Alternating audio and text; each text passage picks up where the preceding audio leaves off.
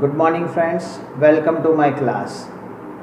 I hope you enjoy your studies session.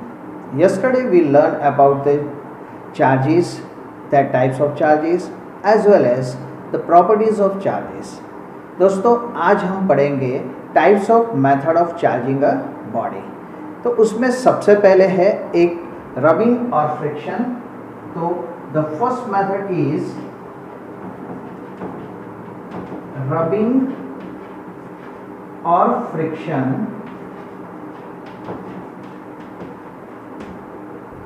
so we can charge the body by rubbing or friction। दोस्तों ये method yesterday जब हम बात कर रहे थे glass rod and silk cloth की, उसमें वी ऑलरेडी अंडरस्टैंड कि जब ग्लास रॉड को सिल्क क्लॉथ के साथ या प्लास्टिक रॉड को वूल के साथ या फिर प्लास्टिक रॉड को कैट फर के साथ हम एक दूसरे के साथ रब करते हैं तो one material loses electron and other material gains electron. Before rubbing both the materials are neutral in state, मतलब उनके ऊपर जो चार्ज था वो जीरो था। ग्लास रॉड के ऊपर जीरो चार्ज था, सिल्क क्लॉथ के ऊपर भी जीरो चार्ज था। बट जब हम उस रब करते हैं तो ग्लास रॉड के ऊपर से इलेक्ट्रॉन सिल्क क्लॉथ के ऊपर जाता है। जितना ग्लास रॉड के ऊपर से इलेक्ट्रॉन लूज होता है उतना ग्लास रॉड पॉजिटिवली चार्ज बनता है and same amount of electron received by the silk cloth and silk cloth becomes negatively charge and likewise the glass rod and silk cloth becomes charge body. So ये थी rubbing and friction method. अब दूसरी method है उसको हम देखते हैं। So the second method is charging by contact. So charging by contact. अब आप बोलेंगे सर ये charging by contact and rubbing and friction में क्या फ़र्क है, क्योंकि इसमें रबिंग एंड फ्रिक्शन में भी दोनों को हम कांटेक्ट तो करवाते हैं, तो उसमें थोड़ा डिफरेंस है। चलो लेट्स अंडरस्टैंड दैट। सबसे पहले we take one sphere, electrically isolated sphere. ये एक स्फीयर ए ले लेते हैं जिसके ऊपर चार्ज है जीरो, मतलब ये न्यूट्रल स्टेट में है। The charge of the sphere is zero and this sphere is electrically isolated, मतलब ये स्फीयर को हम एक वुडन स्टैंड के ऊपर रखेंगे and you know that wooden material is a insulation material. So इस स्फीयर के ऊपर जो भी चार्ज आएगा वो कहीं भी जाएगा नहीं, स्फीयर के ऊपर ही रहेगा। ठीक है। अब ये स्फीयर ए का बिफोर अभी इनिशियल स्टेट में चार्ज कितना है, जीरो है। इसके साथ एक मैं ग्लास रॉड लेके आता हूँ जिसका चार्ज है नेगेटिव। इस ग्लास रॉड के ऊपर -4e चार्ज है। So this glass rod is negatively charge. अब before contacting the total charge is कितना है, बिफोर कॉन्टैक्ट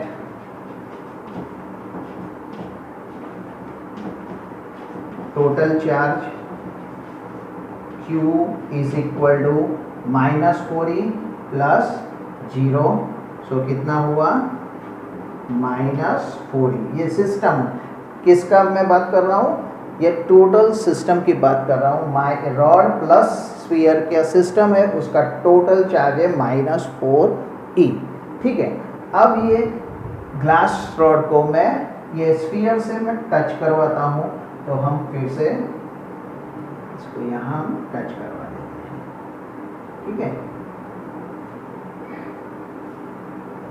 तो क्या होगा, जब ये ग्लास रॉड ये स्फीयर से टच करेगा, मेटल स्फीयर है, तो electron are easily transfer to, because इसके ऊपर जो इलेक्ट्रॉन ज़्यादा है, इसके ऊपर कोई इलेक्ट्रॉन नहीं है, तो electron will transfer to this. अब कितने इलेक्ट्रॉन ट्रांसफर होंगे? क्या सब इलेक्ट्रॉन ट्रांसफर हो जाएंगे? नहीं, पहले एक इलेक्ट्रॉन जाएगा, ठीक है। अब एक इलेक्ट्रॉन जाएगा तो यहाँ से एक इलेक्ट्रॉन कम हो गया, मतलब glass rod becomes -3e and sphere becomes -e, ठीक है।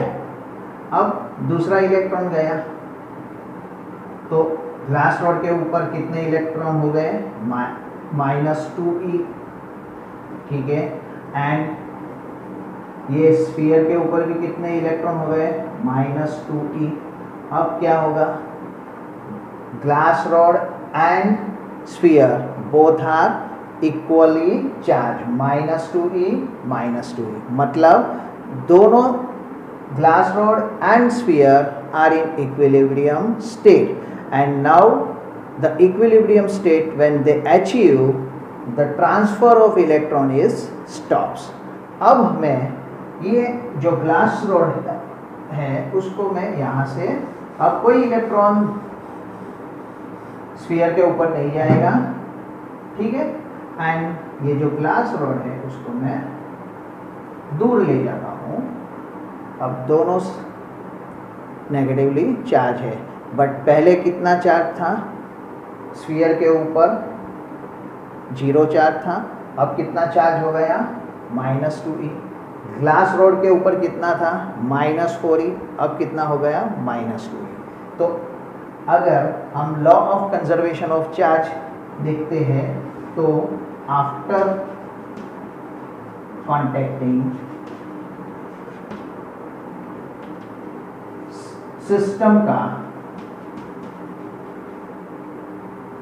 सिस्टम्स टोटल चार्ज इज कितना हो गया? -2e that is -4e। So law of conservation of charge is achieved and the charge जो न्यूट्रल बॉडी थी वो भी चार्ज हो गई, ठीक है। So this is the method of the charging by contact. अब देखो यहाँ ग्लास रॉड नेगेटिवली चार्ज है, उसकी जगह मैं पॉजिटिव चार्ज ग्लास रॉड लेके आता तो क्या होता? तो भी यही होता, बट इसमें थोड़ा डिफरेंट ये होता कि जो स्फीयर है उसके ऊपर जो पहले न्यूट्रल स्टेट में था उसमें से इलेक्ट्रॉन ट्रांसफ़र होगा किसके अंदर? ग्लास रॉड के ऊपर, टू नलिफाई द इफेक्ट, ठीक है। बट जितने इलेक्ट्रॉन्स ट्रांसफ़र होंगे इलेक्ट्रॉन उतना ये नेगेटिवली चार्ज होगा, इतना उसका इसका पॉजिटिव चार्ज उतना कम होगा, एंड इस न्यूट्रल स्टेट का जो स्फीयर है उसका पॉजिटिव चार्ज बढ़ेगा। एंड जब दोनों बैलेंस इक्वल हो जाएंगे तो transfer of the electron will stop, ठीक है। So by this method the charging by contact होता है, but material will charge by this method. अब थर्ड मेथड है चार्जिंग बाय इंडक्शन। अब चार्जिंग बाय इंडक्शन में क्या होता है? जिस तरह से हमने यहाँ कांटेक्ट करवाया वो कांटेक्ट हम नहीं करवाएंगे, बट हम स्फीयर को दूर रखें, इस चार्ज बॉडी से दूर रखेंगे, फिर भी वो चार्ज हो जाएगा। तो कैसे होता है वो समझने से पहले हम ये बोर्ड क्लियर करेंगे and then we draw the some figures and then I will come back to you. So welcome friends once again. हमने देखा कि पहले चार्जिंग बाय इंडक्शन समझने के लिए let's take two metal sphere A and B isolated keeping on the stand. Now both the sphere A and B before starting they are neutral in state, मतलब दोनों के ऊपर चार्ज है वो 0 है। अब क्या होता है, एक रॉड जो पॉजिटिवली चार्ज है उसको हम स्फीयर A के पास लाते हैं। ध्यान रखें यहाँ हमें उसे टच नहीं करवाना है, हमें क्या करना है, उसके नज़दीक लेके जाना है। जैसे ही हम नज़दीक लेके जाएंगे the rod is positively charge, तो ये जो स्फीयर है B sphere and A sphere, वो मेटल स्फीयर है, उसके ऊपर इलेक्ट्रॉन, उसकी सरफेस के ऊपर इलेक्ट्रॉन इजीली मूव कर सकते हैं। तो स्फीयर बी के ऊपर से एंड ए के ऊपर से जो इलेक्ट्रॉन्स थे वो अट्रैक्टिव फोर्स की वजह से कहाँ एक्यूमुलेट होते हैं, स्फीयर ए की लेफ्ट साइड में एक्यूमुलेट होते हैं।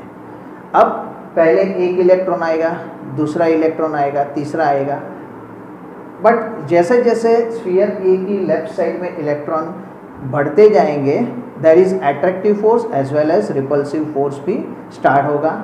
एंड एक मोमेंट ऐसा आएगा कि attractive force and repulsive force are equalize, मतलब इस कंडीशन के अंदर ये इक्विलिब्रियम स्टेट में आ जाएंगे।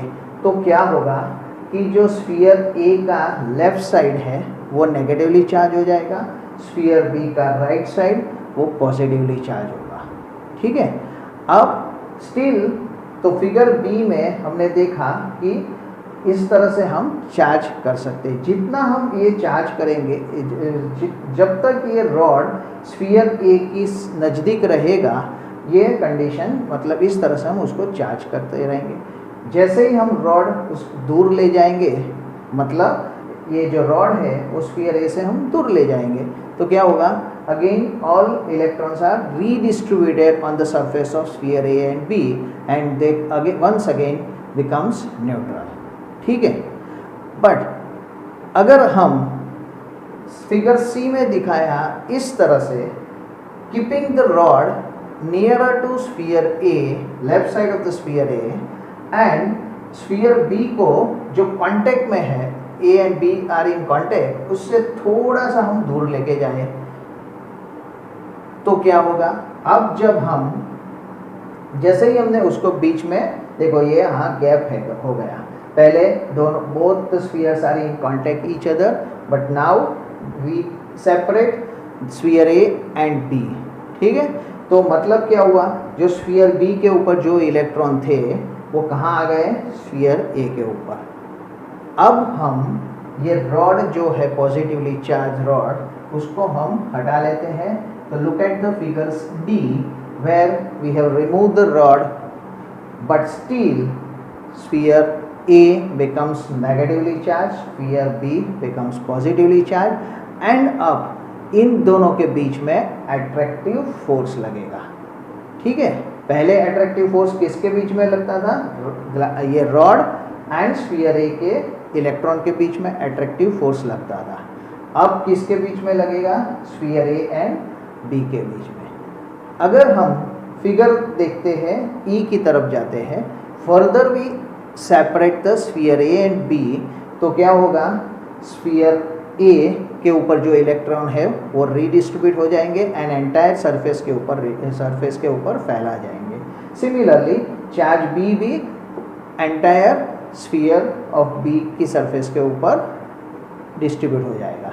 And likewise sphere A and B are charge but they are equal charge.